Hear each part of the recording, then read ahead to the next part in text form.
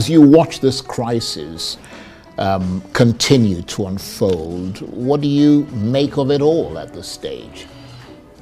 I think that my former governor, Wike, the current minister for the Federal Capital Territory, Abuja, I think he's playing with fire, and I think I blame the president for not curbing his excesses.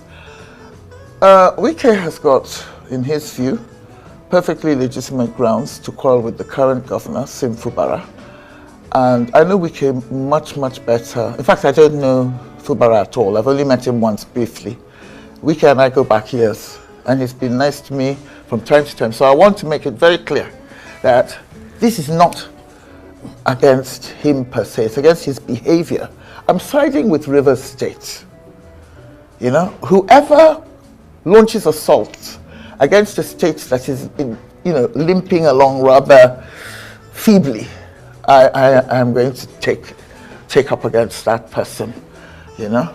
But it's that Wike is playing with fire. His attacks on the Ijaw nation are unwise. Not because the Ijaw nation is always right, of course it isn't. But it's completely unnecessary at this point in time. Sim Fubara is an Ijaw person. All his people are outraged about the comments Wike has made about their ethnic group. And I think if Rivers catches fire, it's probably going to sort of have a domino effect throughout the Niger Delta. And nobody is fooled.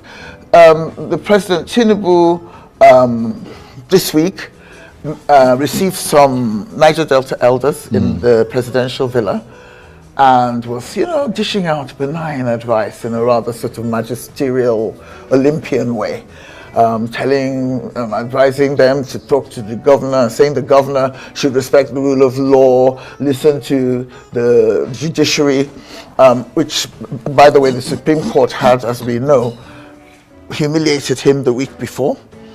And I just think, who are you kidding? Give me a break, Mr. President, If your side of this issue, because it's clear that he's on Wike's side, and that his attempts to offer advice to Fubara are just tokenism. It's just gaslighting nonsense. Give us a break. Play your role. You're supposed to be the leader. You're supposed to be the daddy of the nation. I mean, you're old enough, for God's sake. In fact, probably grandfather of the nation. Why don't you stop all this unnecessary wahala? Wike is a very impetuous person. He's pugnacious. He's volatile. I know him really well. And, on a good day, he's a nice person, honestly. But once he gets a rare good day. And once he gets to be in his bonnet, like this, his fixation with Fubara, whom he feels betrayed by, he's going to carry on like this till somebody says stop. He's like a moving train, okay? And the only person who can do that is the president. I say this, even if Wike was my husband or my same mother, same father, sibling, I would tell him what I'm saying now. Stop. Yesterday, of course, hugely eventful in Rivers State. Today, slightly less fraught, but the intrigues continue not far below the surface. What do you make of the resumption of hostilities? Because it sort of goes off, and as we used to kid around in those days, I'll see you tomorrow, we'll resume hostilities tomorrow. But they kind of resumed hostilities in the last few days, and it kind of came to a head yesterday. What do you think of that very public resumption of hostilities? When the governor went to address the 27 lawmakers and was locked out. Well, I mean, that was just completely out of order. It's rude. It's probably illegal, but it's just unnecessary. And these are 27 people who clearly, they left PDP. They were received publicly into APC.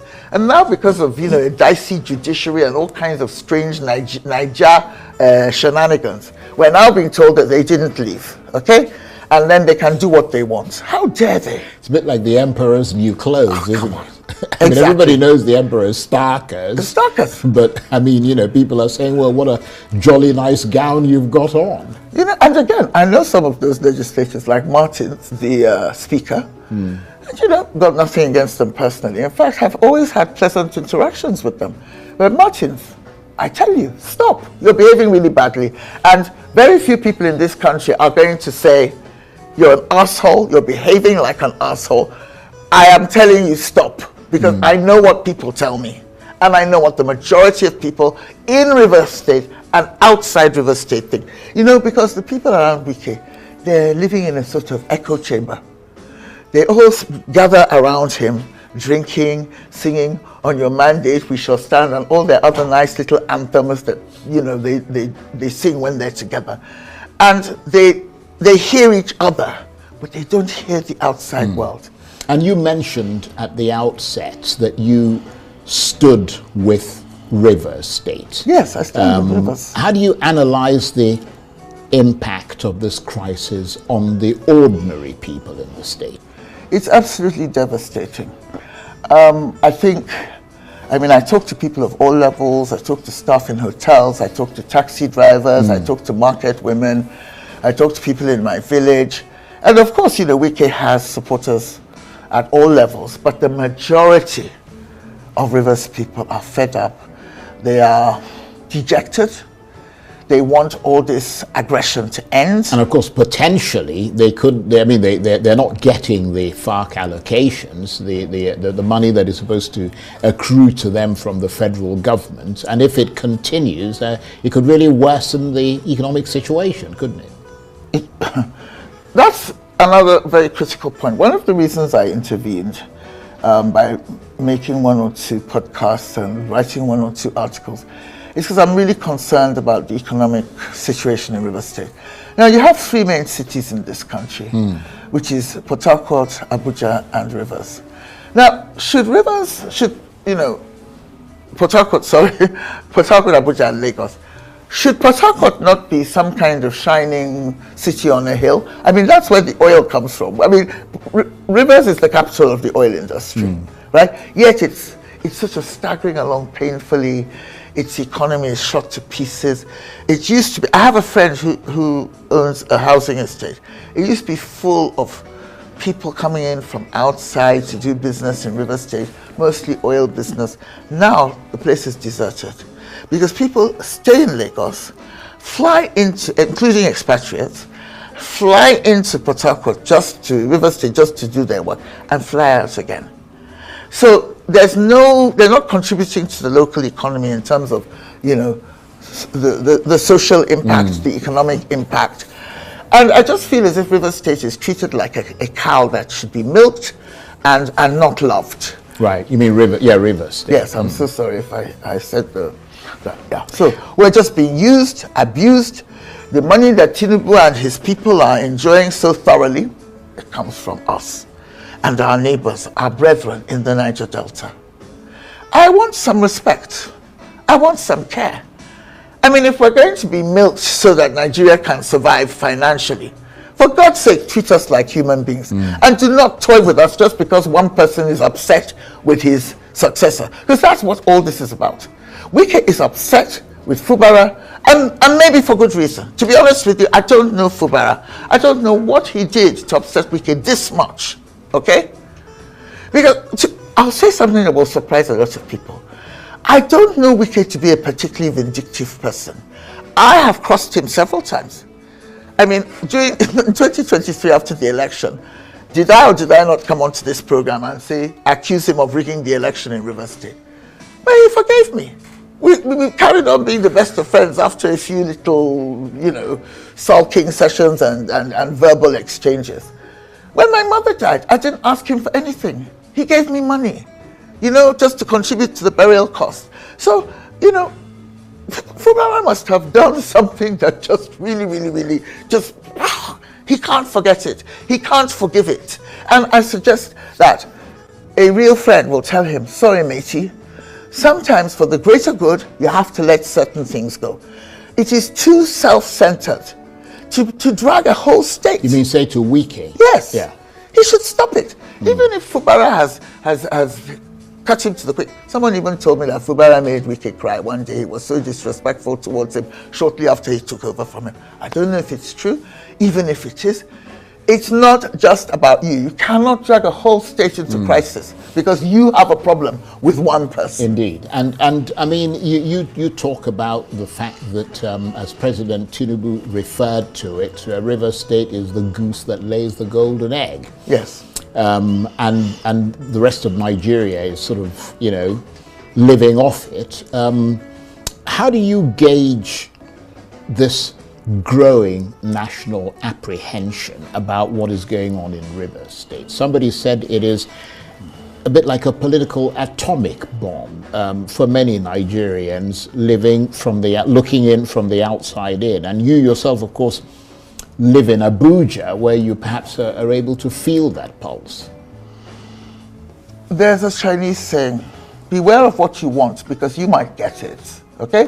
So when Wike talks belligerently, bellicose, talk about we will fight in the trenches, we will beat him, we will do this, we will do that. Be careful, because if war starts, you might be surprised that you don't win the war. And even if you do, we're looking at a scorched earth policy. And you are so unpopular. Wike is so unpopular in Rivers State.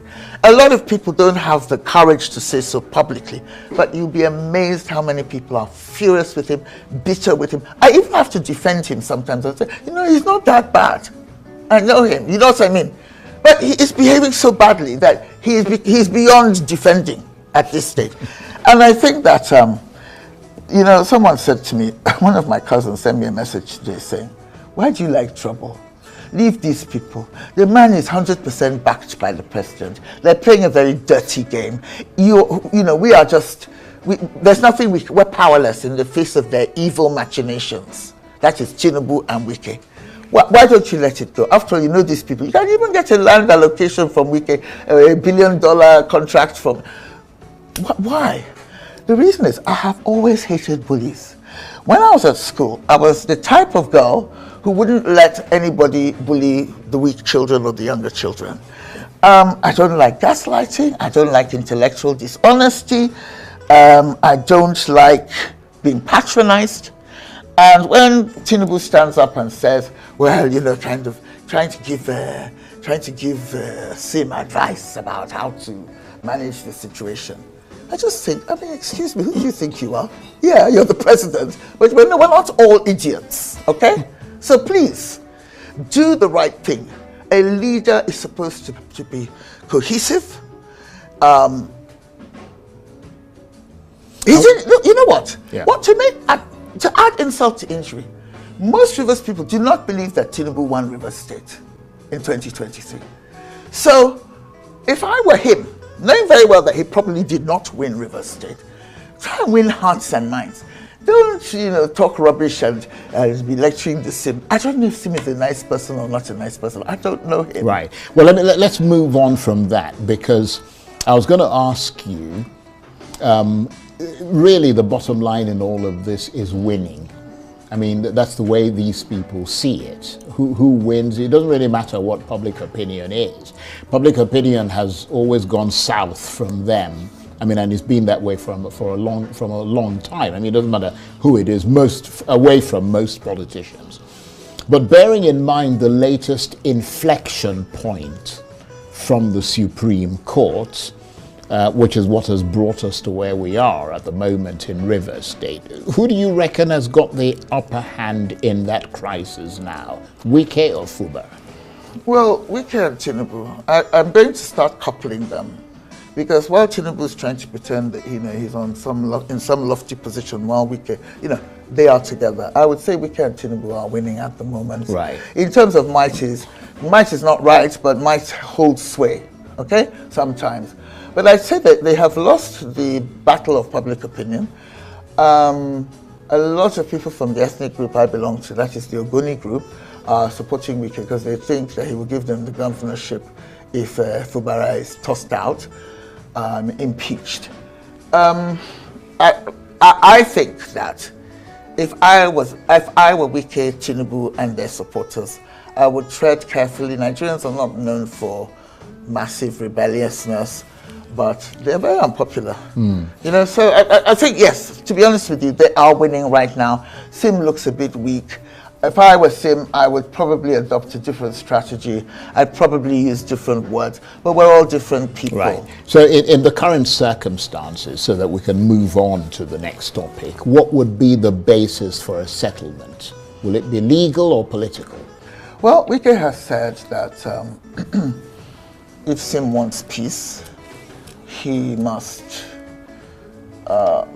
he's given some preconditions. But I don't think Sim can fulfill. I don't think anything Sim does is going to lead to forgiveness from Wike. The president has said that if we want peace, if Sim wants peace, he should follow the rule of law and listen to, you know, dubious judicial decisions. Oh, Charles, I so miss the days when people like your father were the top judges in this country. We never had any whiff of bribery, corruption. There was no manipulation, malfeasance. People like your father and Justice P.K. Mukedi. You know, what's gone wrong in this country? It's just awful.